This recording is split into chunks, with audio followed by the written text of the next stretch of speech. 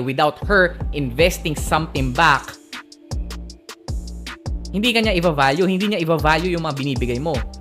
Kaya madali ka niyang i-ghost, madali ka niyang i-reject, madali ka lang niyang papalitan. Kasi binibigay mo yung commitment mo ng libre. So, Joms, how do you make your commitment high value or how do you make your commitment valuable? So, ito na yung tinatawag kong fisherman strategy. So, 3 steps lang to. So, naalala nyo yung kasabihan na don't ask the fish on how to catch a fish, ask the fisherman instead. So, ito yung strategy na sinabi niya nung tinanong ko yung fisherman. Okay? Step 1, focus on your boat. Ibig sabihin, i-prioritize mo yung sarili mong buhay. Ikaw yung kapitan ng barko mo. Meaning, build your career, your mission, your network. So, meron kang sariling direksyon at ikaw yung nagda-drive ng buhay mo. So, wag mong gagawing mundo yung babae.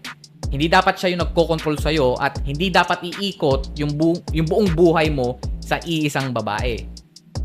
Your boat is your priority.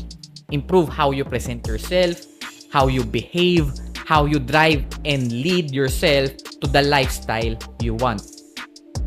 Next is step number 2. Tawag dito is catch and release. Kahit na maganda na yung barko mo, kailangan mo pa rin syempre mangisda.